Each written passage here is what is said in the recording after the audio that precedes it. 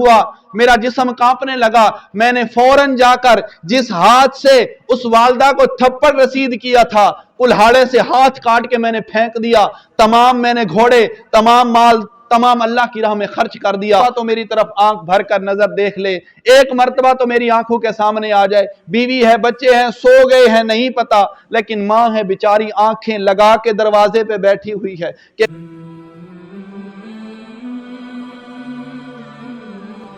ہیں جی حضرت زید بن ارقم رضی اللہ تعالیٰ عنہ آپ فرماتے ہیں کہ میں حج کرنے کے لیے گیا تو میں نے دیکھا کہ اس سال اتنے حاجیوں نے حج کیا جس کی کوئی انتہا نہیں تھی۔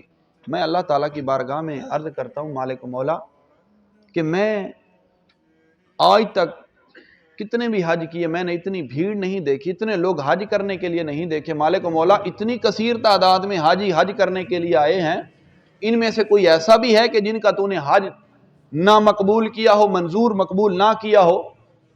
جواب ملتا ہے کہ ایک بندہ ایسا ہے کہ جس کا حج میں نے قبول نہیں کیا۔ پوچھا وہ کون ہے؟ کہا کہ وہ ہارون ہے، فلاں شہر ملک کا رہنے والا ہے، اس کا حج میں نے قبول نہیں کیا۔ آپ اس کی تلاش کے اندر نکلے، حاجیوں کے خیمے کے اندر پوچھتے پوچھاتے کہا کہ فلاں ملک کے رہنے والا ہارون ہے، اس کا مجھے ایڈریس بتائیں۔ کہا کہ وہ تو بہت اللہ کا بندہ ہے، بہت اللہ کا ولی ہے، اتنا درویش صفت بندہ ہے کہ ہر وقت وہ خلوت میں رہتا ہے، ہر وقت وہ گوشہ نشینی میں رہتا ہے، ہر وقت اس کی زبان پر اللہ اللہ کا ذکر رہتا ہے، وہ تو کسی سے کلام ہی نہیں کرتا، وہ تو بہت ہی اللہ کا بندہ ہے۔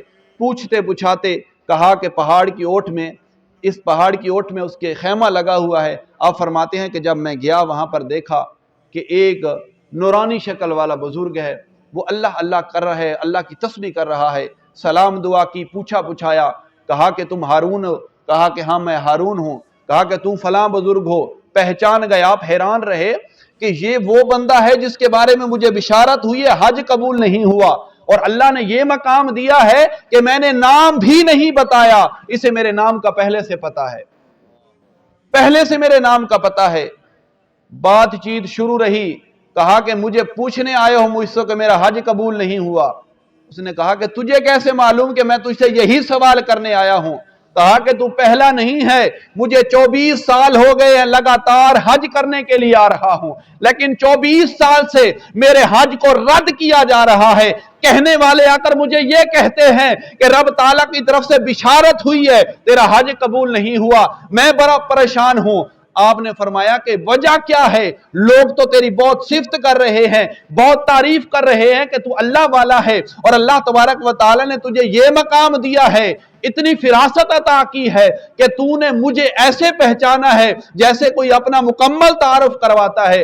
آپ نے کہا اگر سننا چاہتا ہے سن لے، 24 سال ہو گئے ہیں میں لگاتار حج کرنے کے لیے آ رہا ہوں، لیکن میرا حج قبول نہیں ہوا۔ وجہ یہ ہے ماہ رمضان تھا، عصر کا وقت تھا، میں اپنے گھر کے اندر آیا، میرا مال و دولت بہت زیادہ تھا، والد فوت ہوا، مال و دولت کثیر ہاتھ میں آیا، شراب نوشی کے اندر نشے کی حالت میں ہر وقت میرا رہنا اور ہر وقت عیاشی کرنا میرا دستور اور طریقہ بن چکا تھا۔ ایک دن تھا، عصر کا وقت تھا، رمضان المبارک کا مہینہ تھا، میں گھر آیا، والدہ سے روٹی مانگی، والدہ نے کہا بیٹا تجھے شرم نہیں آتی؟ رمضان کا مہینہ ہے، لوگ روزہ رکھے ہوئے بیٹھے ہیں، تو مسلمان ہے، مسلمانوں کا بچہ ہے، یہ تو کیا کہہ رہا ہے؟ غصہ آیا، ماں کو تھپڑ رسید کیا، جس کی وجہ سے ماں تندور میں جا کر گری، روٹیاں بنا رہی تھی، ماں تندور میں گر گئی، لوگوں نے پکڑ کر کمرے میں بند کر دیا، کہیں ایسا نہ ہو کہ والدہ کو اور اذیت دے۔ ماں کو نکالا، ماں جل چکی تھی، مستی کے عالم میں ہے، بے ہوش ہے، کمرے میں بند کیا ہوا ہے، آواز سن رہا ہے، کوئی بات کر رہا ہے، کوئی بات کر رہا ہے، لیکن فل ہوش میں نہیں ہے۔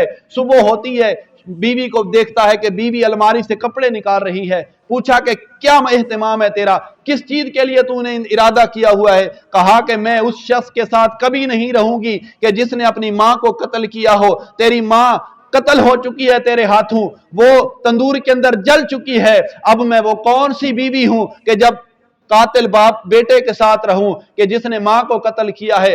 وہ کہتے ہیں کہ میں نے یہی بات سنی، پھر میرا جو حال ہوا، میرا جسم کانپنے لگا، میں نے فوراً جا کر جس ہاتھ سے اس والدہ کو تھپڑ رسید کیا تھا کلہاڑے سے ہاتھ کاٹ کے میں نے پھینک دیا، تمام میں نے گھوڑے، تمام مال، تمام اللہ کی راہ میں خرچ کر دیا، خیرات کر دیا، اور جنگل بیابانوں میں دوڑا۔ ہر سال حج کرنے کے لیے آ رہا ہوں، لیکن اللہ تعالیٰ نے میرا حج قبول نہیں کیا۔ ہر سال یہی ملتا ہے جواب کہ تیرا حج قبول نہیں ہوا۔ اب بھی میں بہت پریشان ہوں۔ آپ فرماتے ہیں کہ ان بزرگوں نے میرے منہ پر تھپڑ رسید کیا، کہا کہ تو ہے ہی اسے لائق۔ پھر کہتے ہیں واپس آیا وہ۔ واپس آنے کے بعد رات کو سوتے ہیں بزرگ، خواب کے اندر دیکھتے ہیں اللہ کے نبی کی زیارت ہوتی ہے۔ اللہ کے نبی فرماتے ہیں کہ اے جانے والے، اے سوال کرنے والے، تو بھی اپنا کام کر کے آیا ہے، کیا تو یہ جانتا ہے تو نے بھی یہی فتویٰ سنایا ہے کہ تو بخشا ہوا نہیں ہے، تیرا ٹھکانہ جہنم ہے؟ بے شک ٹھکانہ جہنم ہے، لیکن یہ بھی تو حدیث سن، ماں کو اگرچہ اس نے اذیت دی ہے، ماں کو اگرچہ اس نے تھپڑ مارا ہے، وہ تندور کے اندر جل چکی ہے، مر گئی ہے، کل بروز قیامت اللہ کے حضور پیش کیا جائے گا، حاضر کیا جائے گا، جنت کا جہنم کو دہکا دیا جائے گا، دہکتی ہوئی جہنم کی آگ ہوگی، اس بیٹے کو آگ کے قریب لے جایا جا رہا ہوگا، ماں سے پوچھا جائے گا کہ یہ تیرا بیٹا ہے؟ وہ کہے گی ہاں میرا بیٹا ہے۔ اسے جہنم میں کیوں داخل کیا جا رہا ہے؟ اس وجہ سے کہ اس نے تجھے تکلیف دی تھی، اس نے تجھے اذیت پہنچائی تھی، اس نے تجھے فلاں جگہ پر تیری انسلٹ کی تھی، تیرا ادب و احترام نہیں کیا تھا۔ پھر وہ ماں ہوگی جس کے سینے کے اندر، جس کے دل کے اندر اولاد کی محبت جاگے گی، کہے گی کہ مالک مولا میں پھر بھی ماں ہوں، میرے سے یہ برداشت نہیں ہوتا کہ میری آنکھوں کے سامنے اس کو آگ میں ڈالا جا رہا ہے۔ مالک مولا میں تجھ سے گواہ ہوتی ہوں اور تیرے ساتھ یہ معاملہ کرتی ہوں، مالک مولا میں نے اسے دل سے معاف کر دیا ہے، تو بھی اسے دل کے ساتھ معاف کر دے۔ اب دیکھیں وہ ماں ہے،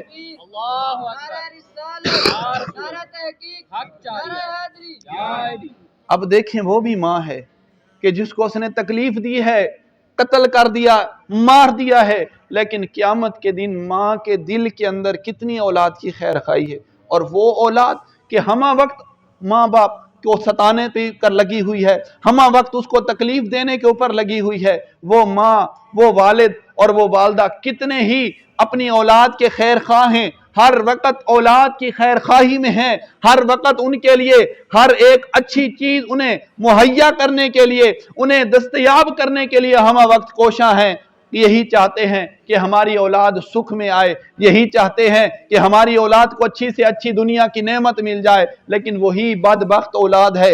آج اگر مقام مل گیا ہے، آج اگر مرتبہ مل گیا ہے، آج اگر کوٹھی مل گئی ہے، آج اگر بنگلہ مل گیا ہے، نوکری مل گئی ہے، تو اس والدین کی پیدائش کہ جس وقت والدہ نے 9 مہینے اپنے پیٹ میں رکھا، 9 مہینے اپنے پیٹ میں رکھا، کتنی تکلیف کے ساتھ بڑا کیا، اور پھر جب وہ پروان چڑھا، جب ان کی خدمت کرنے کا وقت تھا، اس نے والدین کی خدمت نہ کی۔ والدہ بلاتی رہی، والد ترستا رہا کہ میری اولاد ایک مرتبہ تو میری طرف آنکھ بھر کر نظر دیکھ لے، ایک مرتبہ تو میری آنکھوں کے سامنے آ جائے۔ بیوی ہے، بچے ہیں، سو گئے ہیں نہیں پتا، لیکن ماں ہے بیچاری آنکھیں لگا کے دروازے پہ بیٹھی ہوئی ہے کہ میرا بیٹا کب اندر آئے گا، کب میں اپنے بیٹے کو، اپنے لال کو دیکھوں گی۔ ہر وقت اس کے دل کے اندر اولاد کی خیر خواہی ہے۔